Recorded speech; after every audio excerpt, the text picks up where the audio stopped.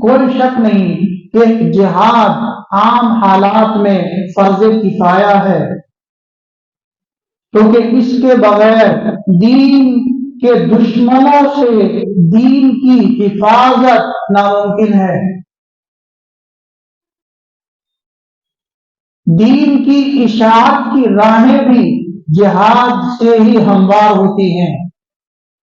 قرآن اور حدیث میں اس کے اوپر بہت زور دیا گیا۔ جہاد فی سبیل اللہ کو ایمان کا اعلیٰ ترین شعبہ اور محبوب ترین عمل قرار دیا گیا، لیکن جہاد کے ساتھ ساتھ یہ بھی فرمایا گیا کہ جس طرح جہاد فرض کفایہ ہے، اسی طرح دین کا علم حاصل کرنا اور اس میں فہم و فراست پیدا کرنا اور دین کی اعلیٰ سمجھ پیدا کرنا، دین کا گہرا علم حاصل کرنا، یہ بھی فرض ہے، فرض کفایہ ہے۔ اس لیے کہ علم دین ہی پر اسلام کی اشاعت موقوف ہے۔ خود مسلمانوں کی اصلاح کا دار و مدار بھی علم ہی پر ہے۔ اس لیے فرمایا جا رہا ہے کہ جہاد جس طرح فرض کفایہ ہے، علم دین بھی فرض کفایہ ہے، دین کا علم حاصل کرنا بھی فرض کفایہ ہے۔ ہر آدمی جہاد کرنا نکلے۔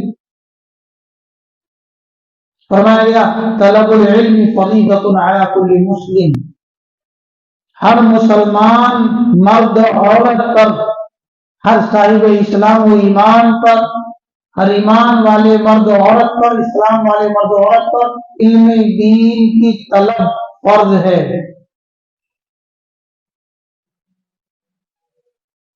کون سے کتنا علم حاصل کرنا فرض ہے؟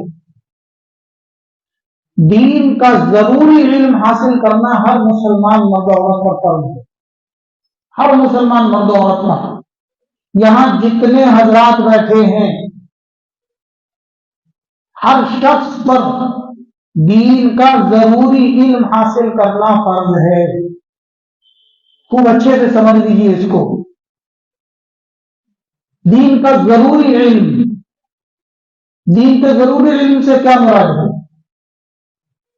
دین کے ضروری علم سے مراد ہے علم دین کا وہ حصہ جس کے بغیر آدمی کا نہ ایمان درست ہو سکتا ہے اور نہ عمل درست ہو سکتا ہے، نہ فرائض ادا کیے جا سکتے ہیں اور نہ حرام چیزوں سے بچا جا سکتا ہے۔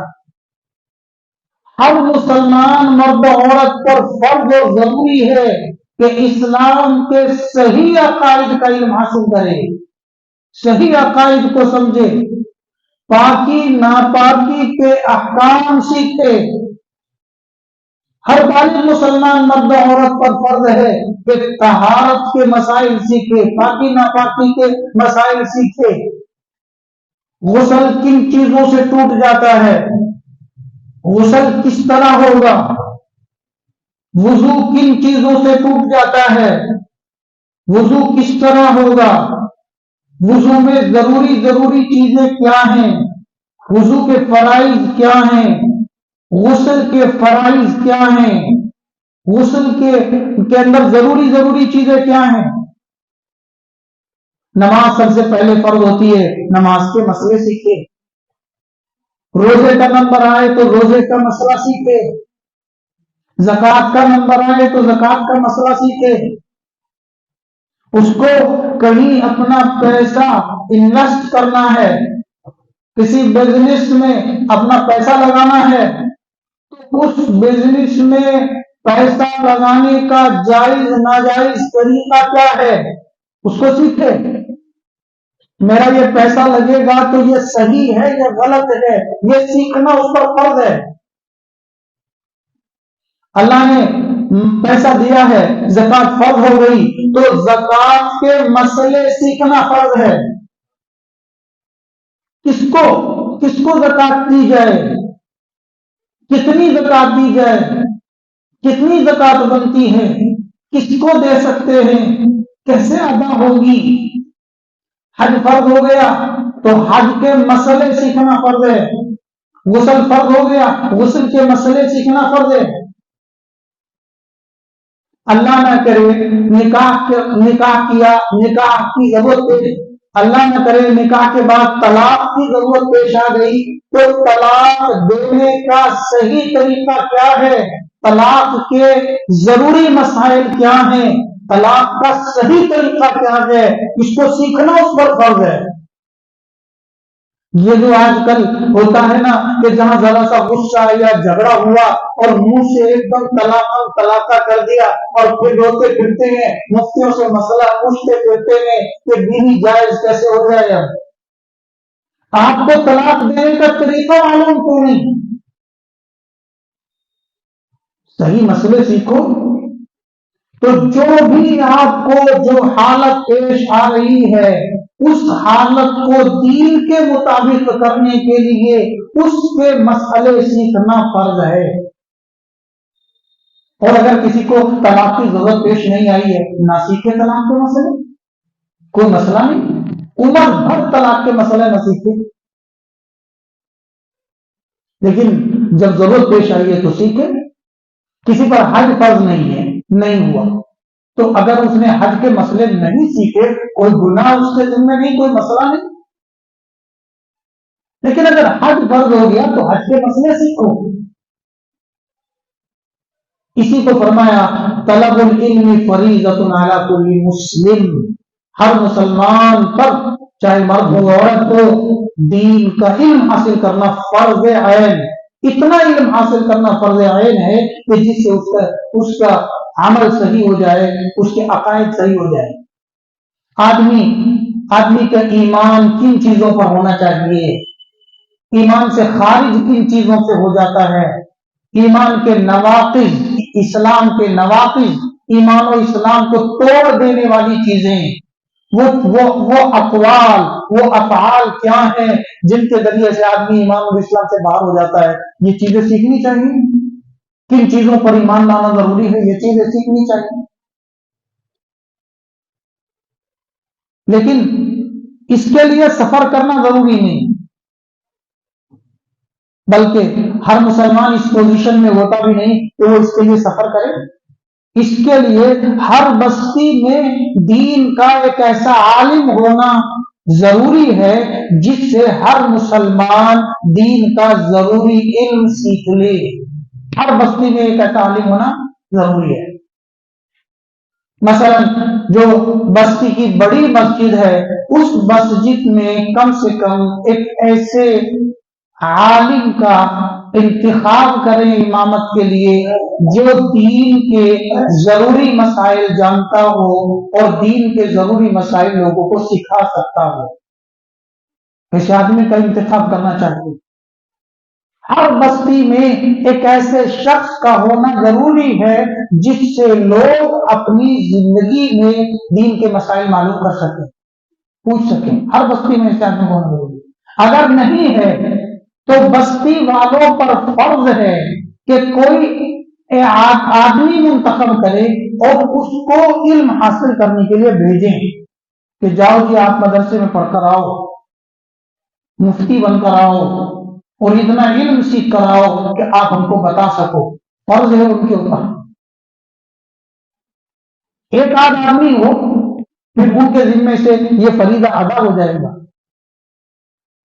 اور اس کے لیے اس کو باقاعدہ اپنے وطن سے نکل کر دوسری جگہ جانا پڑے، سفر کرنا پڑے تو وہ بھی کریں۔ اس آیت میں یہی فرمایا گیا کہ ہر بڑے گروہ میں سے کچھ لوگ ایسے ہونے چاہیے جو تفقہ فی الدین پیدا کریں، لیتفقہوا فی الدین، دین میں تفقہ پیدا کریں۔ حضور صلی اللہ علیہ وسلم کے زمانے میں نبی پاک صلی اللہ علیہ وسلم کی ذات اقدس علم کا مرکز تھی، مدینہ شہر علم کا مرکز تھا۔ دیہات کے لوگ آتے تھے، اطراف کے لوگ آتے تھے، دور دراز کے لوگ آتے تھے، اور وہ آ کر صفہ نام کے چبوترے پر قیام کرتے تھے، وہاں پڑھ جاتے تھے۔ ان کے کھانے خرچے کا انتظام مدینے کے لوگ کرتے تھے اور وہ علم حاصل کرتے تھے۔ ہر علاقے سے ایک ایسا شخص، ہر آدمی پر تو یہ سارا علم حاصل کرنا فرض نہیں۔ بھائی وراثت کے مسئلے ہیں، اور دیگر مسائل ہیں. ہر آدمی پر تو فرض نہیں، لیکن ایک آدمی تو ایسا ہونا چاہیے. یہ فرض کفایہ ہے، یہ فرض کفایہ ہے. یہ کون سا علم ہے جو فرض کفایہ ہے؟ یہ فرض کفایہ ہے کہ آدمی قرآن پاک کے معنی اور مسائل کو سمجھتا ہو، تمام احادیث کو سمجھتا ہو، ان میں معتبر اور غیر معتبر کی پہچان اس کو حاصل ہو گئی ہو، صحابہ، تابعین، ائمہ مجتہدین کے اقوال و آثار سے اس کو واقفیت حاصل ہو گئی ہو، دین کی بنیادی تعلیمات کی حکمتوں کو جانتا ہو، دین کے بنیادی عقائد کو دلائل سے ثابت کرنے کی اہلیت اور صلاحیت رکھتا ہو. گمراہ جماعتوں نے دین میں جو خربتیں مچائے ہیں، غتربود کیا ہے، وہ ان سے واقفیت پیدا کر کے ان کا جواب دے سکتا ہو. لیکن یہ چیزیں ایسی ہیں کہ اس کے لیے زندگی کا ایک بڑا حصہ خرچ کرنا پڑتا ہے، دور دراز کی مسافتیں طے کرنی پڑتی ہے، اس کے حاصل کرنے کے لیے بڑے پاپڑ بیلنے پڑتے ہیں. اس لیے شریعت نے اس علم کو فرض کفایہ قرار دیا ہے کہ کسی بستی سے ایک دو بندہ بھی اگر اس علم حاصل کر لے تو ساری بستی کی طرف سے فرض ادا ہو جائے گا. یہ فرض کفایہ ہے.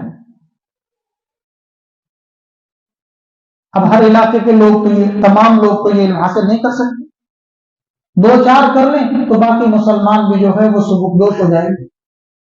احادیث نبویہ میں جو علم حاصل کرنے کی فضیلتیں ہیں وہ اس علم کے لیے ہے. حدیث میں فرمایا گیا کہ جو طالب علم، جو شخص اس علم کو حاصل کرنے کے لیے چلتا ہے تو فرشتے اس کے راستے میں اپنے پر بچھا دیتے ہیں.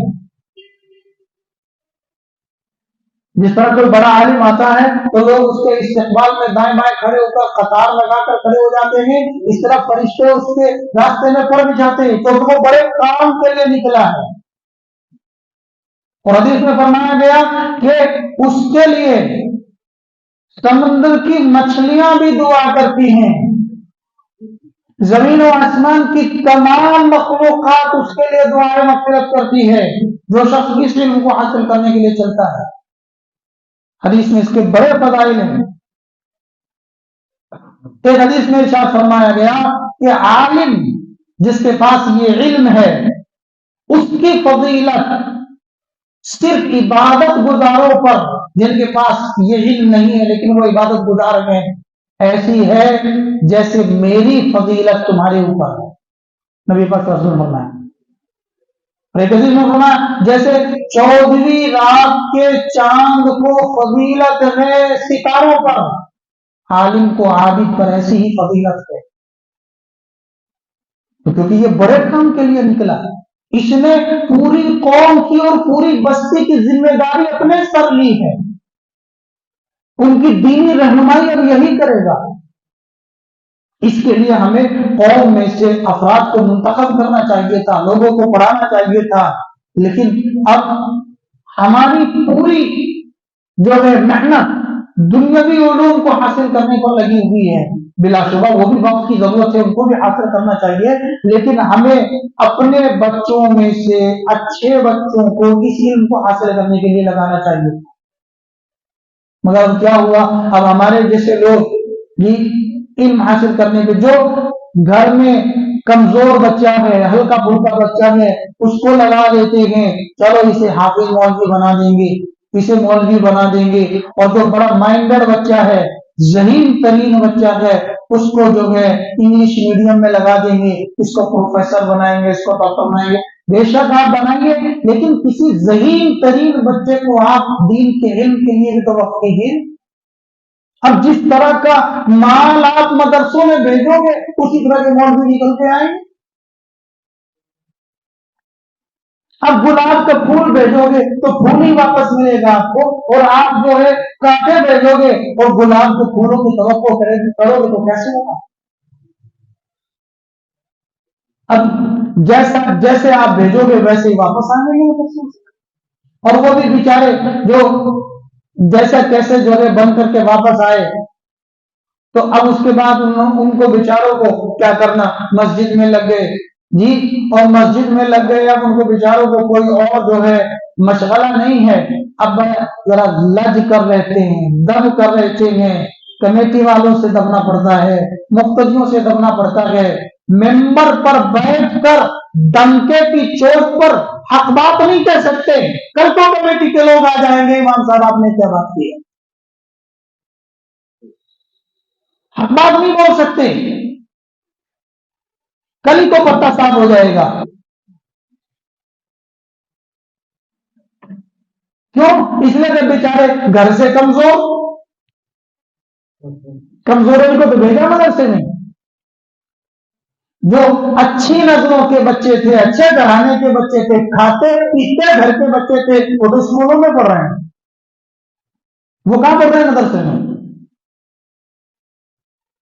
چھپے ہوئے گھروں کے بچے مدرسوں میں پڑھے ہیں؟ کوئی جو ہے 100 میں ایک آدھ نظر آ گیا ورنہ کہاں.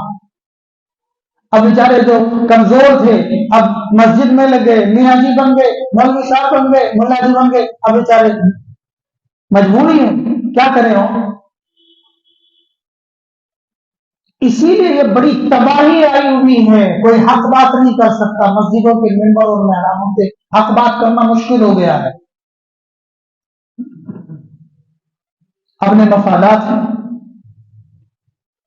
یہاں پہ یہ فرمایا گیا کہ ہر بڑی جماعت میں سے چند افراد ہر بستی سے ایسے ہونے چاہیے تھے جو دین کا گہرا علم حاصل کریں، قرآن اور حدیث کے پورا علم حاصل کریں، اور پھر جا کر کے لِيُنذِرُوا قَوْمَهُمْ إِذَا رَجَعُوا إِلَيْهِمْ، جب اپنی بستی میں آئے، اپنے لوگوں میں آئے تو ان کو ان کے نتائج عمل سے باخبر کریں، انذار کریں.